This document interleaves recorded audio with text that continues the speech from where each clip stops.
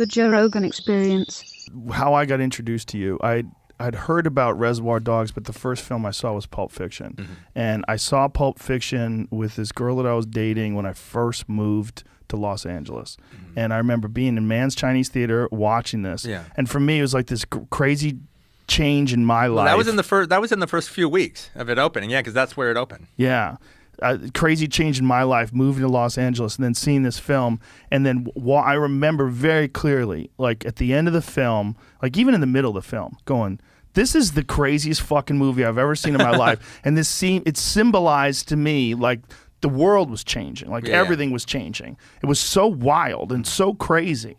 It was a film it was unlike anything I'd ever seen before. All the different timelines, how you interwove everything together, but the violence and the chaos and the humor of all of it, like people walked out of that movie theater fucked up. Yeah. And I remember thinking like, wow, like the world is different.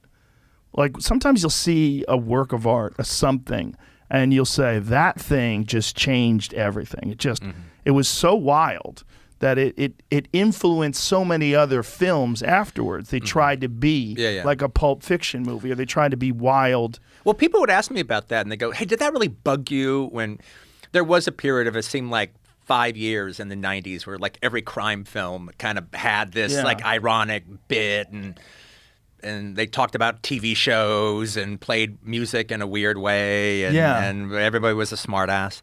Right? And they asked me like, well, did that bother you? And I go, well, no, it doesn't bother me. One, I don't think any of them are as good as mine, so it just makes mine look better and better, and my dialogue look better and better.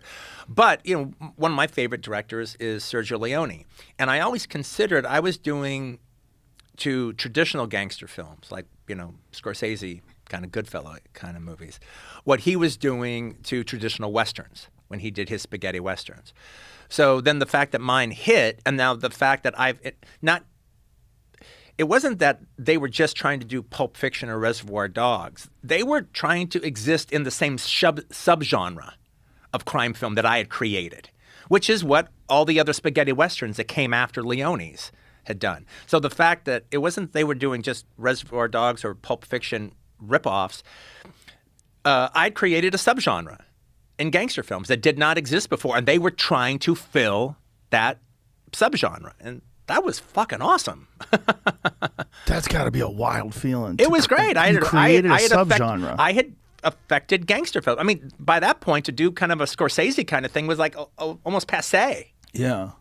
Well, you brought back John Travolta. Yeah, which is pretty wild, too. Well, I remember even asking somebody, I go, okay, well, when people say Tarantino-esque, what do they mean? And there was a guy I knew, he's like a film analyst, his name Dave Scow.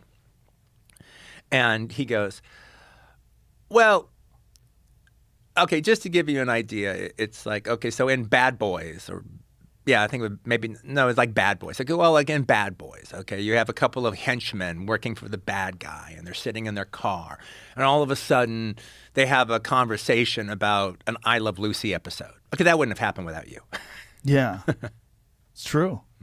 Yeah. Yeah, well, what is that from? I mean, where have you had this this flair for references and this way of layering? That just comes from being Gen X, man. I mean, that was the whole thing about that generation is the idea that the generation before us that like lived through the 60s, they had the 60s, they had the accoutrement of the 60s, they had all that 60s music. And they looked down on the generation that grew up in the 60s, in the 70s. So, like, you didn't have any of that shit. You didn't have the music that we had. Well, maybe we didn't have the music you had. We had our music. But what we did have is we had television. We had the Saturday morning cartoons that we dug. We had Schoolhouse Rock.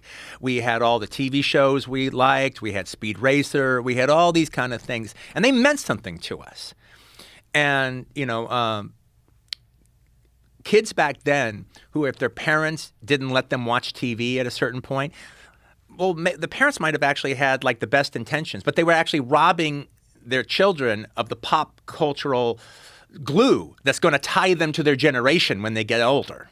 And so, you know, we had the ABC movies of the week. I mean, we had all that stuff, and we had fucking great movies. If you were going out and seeing the movies of New Hollywood, we had all that. And so, when we got older, it was about talking about that stuff. That was what was worth talking about. And then to actually have characters in a movie talk about that was making them sound realistic. And to be specific about it. And you remember that old sitcom? No. Talk about you mean Alice, okay? Talk about Mel and Alice.